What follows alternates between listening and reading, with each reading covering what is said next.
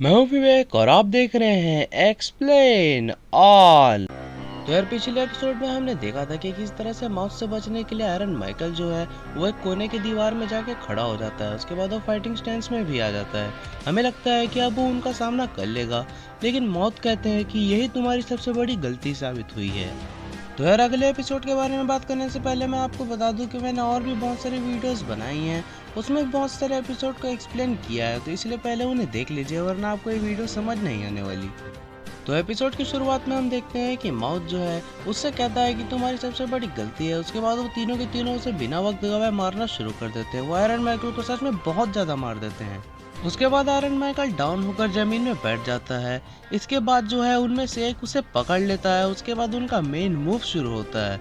उसके बाद उनमें से एक कहता है कि अब बहुत हुई बॉक्सिंग। उसके बाद अपने पैर को उठाता है। उसके बाद तो भाई आयरन माइकल के बिल्कुल शामत ही आ जाते हैं। उसके बाद उन्होंने लगातार कई किक्स उसे दिए होंगे। बहुत सारे किक्स मारने के बाद सच में आयरन माइकल की तो पूरी हालत ही खराब हो गई थी। उसके बाद आखिरकार आयरन माइकल उनके सामने हार ही जाता है। उसमें वो लोग आसपास खड़े होते हैं और ये कहते हैं कि तुमने देख लिया ना कि जितनी भी ट्रेनिंग कर रहे हो लेकिन टीम वर्क के सामने सब फेल है। वो उसका हाथ काट कर उसकी जान लेने ही वाले होते हैं। इतने में एक नोकीली चीज दीवार से आकर लगती है और उनका ध्यान अपनी तरफ खींच लेती है। उसके बाद उनमें से एक भाई जो है उनका वो कहता है कि हे भाई जरा वो देखो। उसके बाद हमें देख के पता चलता है कि किस तरह से गोएवारा एक अजीब स्टाइल में वहाँ पर आता है। उसकी एंट्री सच में बड़ी अजीब सी होती है। ये सब देखकर उनके भी होश उड़ गए होते हैं मौत। उसके बाद वो बड़े वियर्ड स्टाइल में खड़ा होता है और उनसे कहता है तो अच्छा तुम लोग यहाँ पर ये सब कर रहे हो, जरा देखो तो आज रात भी कितनी ज्यादा अच्छी है। मौत के तीनों मेंबर आज एक साथ हैं, वाओ। इतना बात सुनते ही गोएवारू के आसपास वो लोग खड़ा होना स्टार्ट कर देते हैं और फाइट के लिए बिल्कुल। उसके बाद मौत के मेंबर में से एक उससे कहता है कि तुम बड़े डेंजरस सिचुएशन में फंस चुके हो। तुम ऐसे लूप में खड़े हो जहाँ पर हम ही तीनों हैं।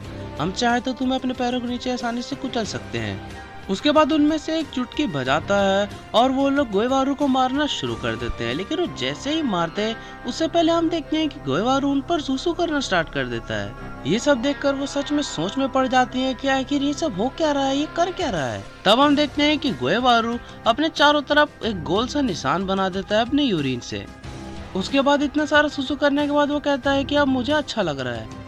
उसके बाद वो उनके बीच लेट जाता है और उनसे कहता है कि चलो तुम तीनों अब शुरू कर सकते हो जो भी टेक्निक तुम मुझ पर यूज करना चाहो। उसके बाद बिना टाइम गवाए वो लोग उसे मारना शुरू कर देते हैं। गोएवारू को इतने ब्रूटल अटैक्स वो लोग करते हैं कि देखकर लगता है कि सच में गोएवारू नहीं बच पाएगा। उसके बाद हम देखते हैं कि उसके मुंह से बहुत खून निकल रहा होता है। उसका नाक भी बिल्कुल फट चुका होता है। उसके बाद माउथ के मेंबर्स कहते हैं कि जरा देखो, यहाँ प्रिजन में इसे सब लोग नंबर सेकंड कहते हैं। जबरदस्ती का है, इसे सब लोग इतना स्ट्रॉन्ग समझते हैं। जरा देखो तो ये किस तरह से पड़ा हुआ है। क्या बस इतनी ही ताकत है नंबर सेकंड में? उसके बाद गोएवारू अचानक से ही बैठ जाता है उठकर। ये देखकर सच में वो लोग चौंक जाते हैं कि इतना मार खाने के बाद आखिर कोई ऐसे उठ के बैठ कैसे सकता है। उसके बाद बहुत तेज हवाएं चलने लगती है। अचानक से वो लोग बिल्कुल चौंक गए होते हैं कि आखिर ये सब अचानक से क्या हो रहा है। तभी गोएवारू उठता है और अपना शर्ट निकाल कर कहता है कि अब वक्त आ चुका है। उसके बाद हम देखते हैं कि वो अपने चेहरे पर कुछ कर रहा होता है और उसके बाद हम ये भी देखते हैं कि उसके पूरी बॉडी में ज्यादा थिकनेस आ गई है। उसके मसल्स अब बिल्कुल उभर कर दिख रहे हैं और तब हमें वो अपना पूरा फेस दिखाता है और हम देखते हैं कि कितना भयानक लग रहा होता है गोएवारू। उसके बाद माउथ के मेंबर में से एक उससे कहता है कि तुमने सब बच्ची वाली चीजें की हैं। पहले अपने चेहरे में सब धूल मिट्टी लगा लेना, वो नुकीली चीज फेंकना, अजीब तरीके से यहाँ पर आना। खैर तुम्हें सब लगता है कि तुम ये सब गंदे ट्रिक्स कर हमसे बच सकते हो।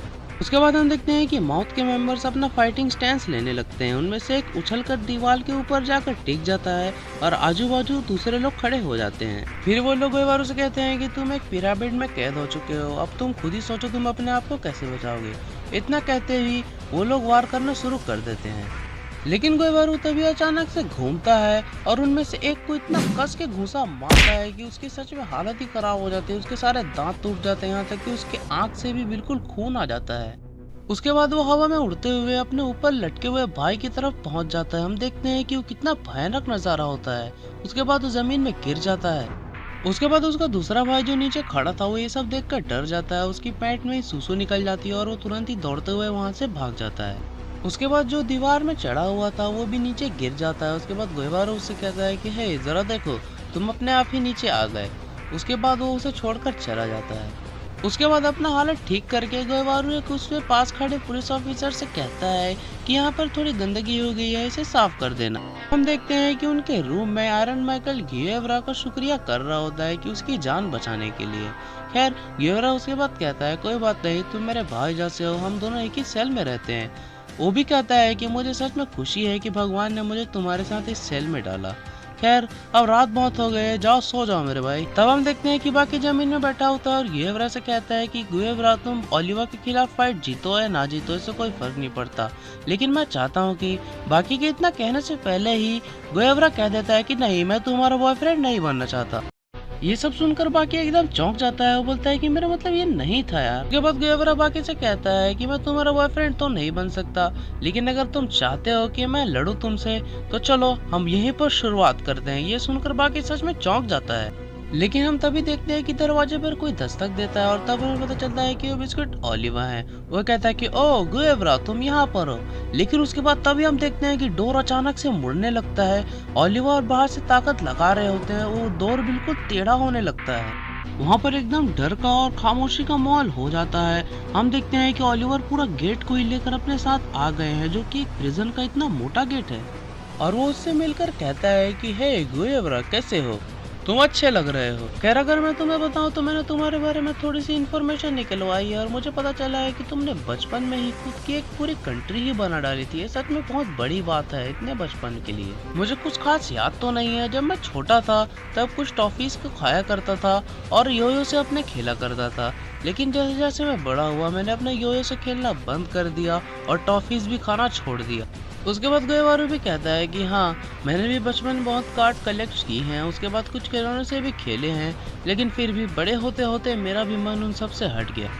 उसके बाद ओलिवर कहता है कि सबकी अपने अपने बचपन की ज़रूरतें होती हैं, बड़े होते होते वो ज़रूरतें बदलती रहती हैं, लेकिन अब जब मैं बहुत बड़ा हो गया हूँ तब मैं सिर्फ एक ही चीज़ चाहता हूँ और वो है अच्छी फाइट। उसके बाद गुएवारू कहता है कि मैं भी बड़ा होते होते बहुत सारी चीज़ों को भूलता आया हूँ, बहुत सारी चीज़ें छोड़ता आया हूँ, लेकिन अब पूरा बड़ा होने के बाद मैं यही सोचता हूँ कि अब मुझे बस एक फाइट ही चाहिए अच्छी सी, जो कि मेरी जिंदगी बदल के रख दे, और हो सकता है कि वो लाइफ चेंजिंग फाइट मुझे तुमसे लड़कर ही मिले।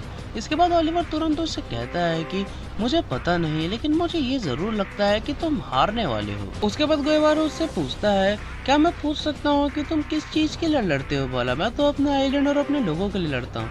उसके बाद ओलिवर तुरंत कहने लगता है कि मैं अपने ब्यूटीफुल और क्यूट मारिया के लिए लड़ता हूँ। उससे ज्यादा क्यूट और सुंदर इस दुनिया में कोई नहीं है, मैं उसी के लिए लड़ता आया हूँ, उसे ये दिखाने के लिए कि उसका बॉयफ्रेंड कितना ज्यादा स्ट्रांग है।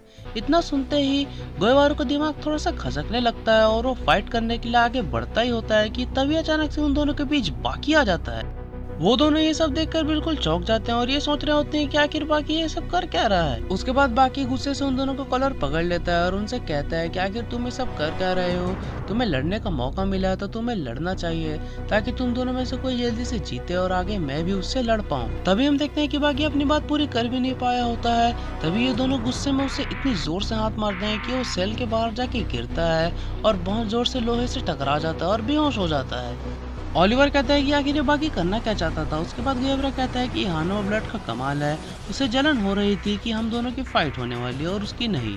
उसके बाद ओलिवर अचानक से एक रुमाल निकाल लेता है और कहता है कि ये मेरी मारिया का रुमाल है, ये दुनिया का सबसे खूबसूरत और खुशबूदार रुमाल है, क्या तुम भी इसे सूंघना चाहोगे? मैं जब भी इसे अपने पास रखता हूँ तो मुझे लगता है कि मारिया मेरे पास है, लो इसे सूंघ कर देखो। गुएवरा इसका बहुत उल्टा करता है, वो उस रुमाल में थूक देता है। इसके बाद तो जैसे वहाँ पर एकदम भूकंप आ जाता है। ओलिवर इतनी जोर से चिल्लाता है कि सच में क्या बताएं, पूरे सेल के लोग थरथरा उठते हैं और गार्ड भी आकर देखने लगते हैं कि आखिर हुआ क्या।